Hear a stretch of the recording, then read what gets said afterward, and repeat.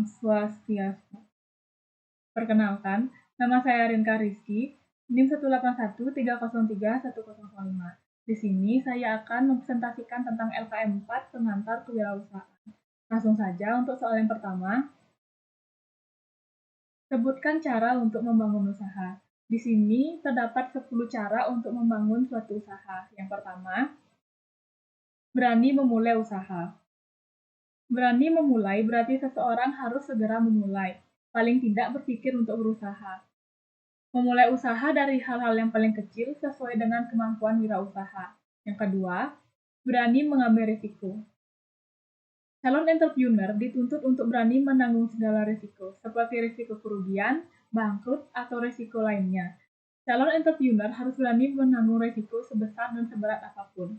Yang ketiga, penuh perhitungan. Agar peluang memperoleh keuntungan tidak hilang dan segala hambatan risiko yang bakal dihadapi dapat diatasi atau diminimalkan, maka sebelum melakukan bisnisnya, calon entrepreneur perlu memperhitungkannya. Yang keempat, menyiapkan modal usaha. Untuk memulai suatu usaha, calon entrepreneur harus menyiapkan modal dengan sempurna, melakukan pengadaan uang fisik, dan menyiapkan uang yang digunakan untuk melakukan transaksi. Yang kelima, memiliki rencana yang jelas. Rencana dengan segala sesuatu yang berhubungan dengan usaha harus dibuat selengkap mungkin. Yang keenam, tidak cepat berpuas diri dan tidak putus asa. Calon entrepreneur tidak akan pernah cepat puas dan putus asa atas hasil yang dicapai. Bahkan, seorang calon entrepreneur yang hebat selalu haus akan kemajuan dan selalu akan merasa kurang. Yang ketujuh, optimistis dan penuh keyakinan. Sifat optimistis dan penuh keyakinan bahwa usaha yang sedang dijalankan akan memberikan hasil selalu ditanamkan kepada setiap calon entrepreneur.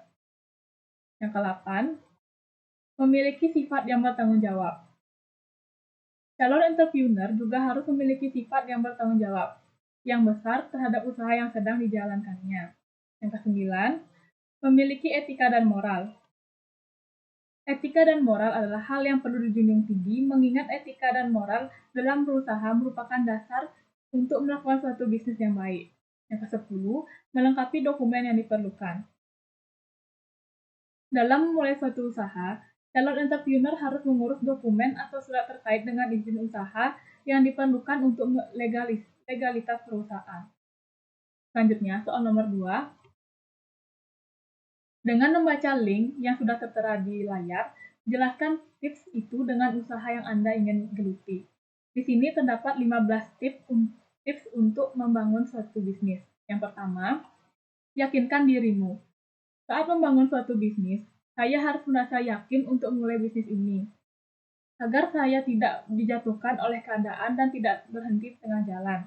Yang kedua, persiapkan modal bisnis yang akan dijalankan. Saya sudah mempersiapkan modal bisnis yang akan saya jalankan. Selain itu juga, saya sudah mencari informasi di berbagai media terkait modal bisnis yang sedang tren di masyarakat, sehingga saya yakin untuk membuka bisnis di bidang kesehatan, yaitu membuat jamu. Yang ketiga, berpikir out of the box. Saat memulai suatu bisnis, saya harus berani untuk melakukan sesuatu yang berbeda, agar produk jamu yang saya buat dapat dikenal masyarakat dengan ciri khasnya. Yang keempat, organisir diri. Sebelum membangun suatu usaha, saya harus bisa mengorganisir diri sendiri terlebih dahulu, seperti dapat memanajemenkan waktu dan keuangan, serta dapat memecahkan masalah secara kreatif. Yang kelima, siapkan visi dan misi yang jelas.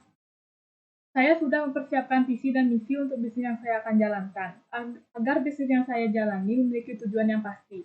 Visi usahanya adalah menjadi usaha produk jamu yang mendunia dan mengajak masyarakat untuk hidup sehat, sedangkan misi usahanya adalah menyediakan berbagai jenis jamu untuk memberikan informasi tentang kandungan dan manfaatnya.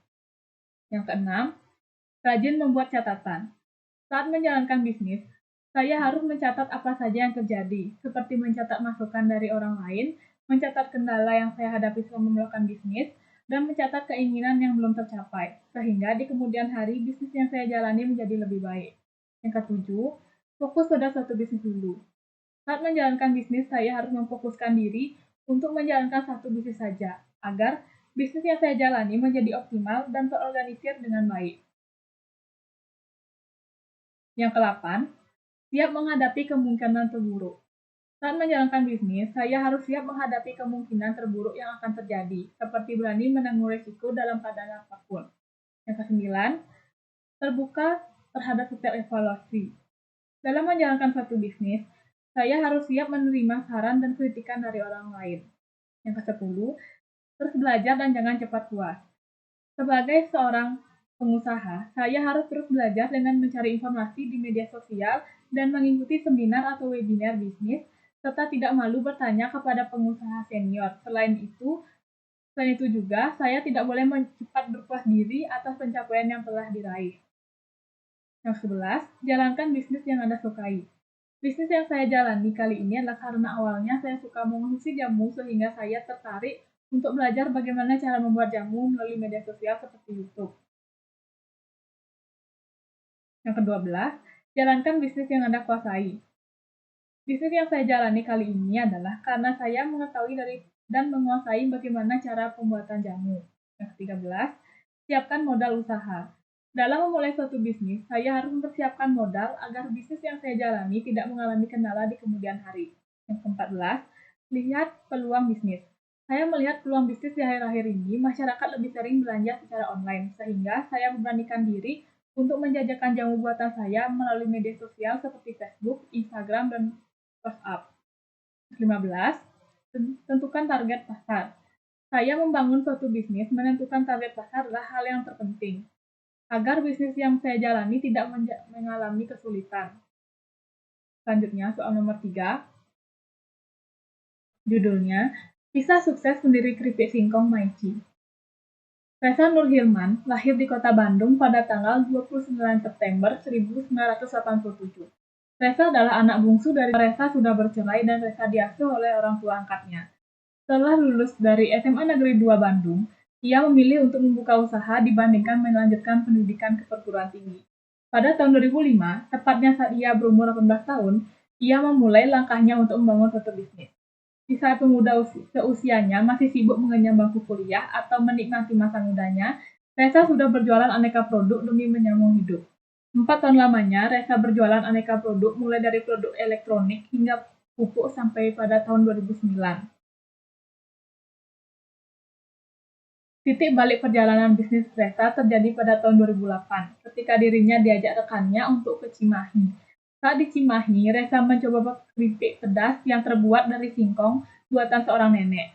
Reza mengakui kalau keripik singkong pedas buatan si nenek yang namanya enggan disebutkan itu memang enak, hanya saja kala itu Reza masih berbisnis serabutan dan mengikuti berbagai acara motivasi sumber daya manusia atau SDM, sehingga belum tertarik lebih serius dengan keripik pedas si nenek. Pada tahun 2009, Reza kembali ke Cimahi dan mengunjungi rumah si nenek. Melihat si nenek hanya memproduksi keripik pedas pada saat tertentu dengan pemasaran yang terbatas, sebuah ide bisnis pun terlintas di benak Reza. Reza mencoba memberanikan diri untuk menanyakan resep keripik buatan si nenek tersebut. Nenek itu pun tidak keberatan untuk berbagi resep dari keripik lada pedas itu. Berawal dari itulah, Reza pun memantapkan hati dan pikiran untuk menggeluti bisnis keripik singkong pedas yang akhirnya dia beri nama Maici. Kata Ichi dari Maici terinspirasi dari sosok si nenek pembuat keripik singkong yang selalu memakai ciput di kepalanya. Selain itu, nama Maici sangatlah unik dan nyeleneh sehingga mudah diingat. 1 tahun sejak pertemuannya kembali dengan si nenek, Reza pun resmi memulai bisnis keripik singkong pedas Maici pada tahun 2010. Saat itu, Reza menggunakan modal sebesar 15 juta. Memulai bisnis seorang diri di usia 23 tahun, awalnya kapasitas produk Reza hanyalah 50 bungkus per hari. Dia pun menawarkan Maici dengan cara berkeliling Bandung dengan sistem COD atau cash on delivery. Bahkan sekalipun konsumen cuma membeli 1 bungkus saja, Reza bersedia mengantarkannya. Karena memulai dengan modal pas-pasan, Reza tidak memiliki kantor resmi bahkan toko untuk memajang produk Maici. Namun, hal itu tidak membuat Reza putus asa. Jiwa muda dan pikir inovatif membuat Reza memanfaatkan media sosial yang tengah booming di Indonesia sebagai lahan jualan, yakni platform Facebook dan Twitter.